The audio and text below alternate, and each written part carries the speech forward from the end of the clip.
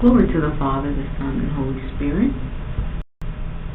I would like to discuss Daniel, or Shadrach, Meshach, and Abednego in a fiery furnace.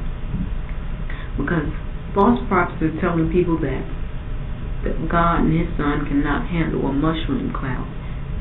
And let's see what happened to these Hebrews in a fiery furnace, shall we?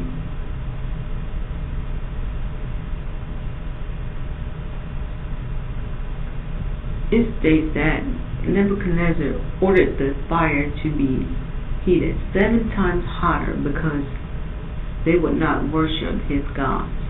Now let's see what happens. It states that he answered and said, Lo, I see 4 men loose walking in the midst of the fire, and they have no hurt, and the form of the 4th is like the Son of God. Who's walking in the midst of the fire?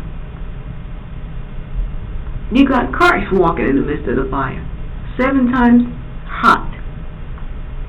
So, and it states that, and the princes, governors, captains, kings, counselors gathered together, and saw these men upon whose bodies the fire had no power, nor was an hair of their heads singed, neither were their coats changed, nor the smell of fire had passed on them.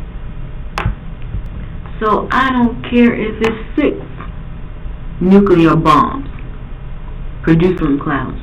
They have nothing on the Son of Man. And you better believe that He can walk through a mushroom cloud. Mushroom clouds have nothing on Christ, folks. It states that, for He shall give His angels charge over thee, to keep thee in all thy ways. They shall bear thee up in their hands, lest thou dash thy foot against a stone. So, I don't care what man does. Either Christ is going to intervene, the angel is going to intervene, or God. I don't think you want God to intervene.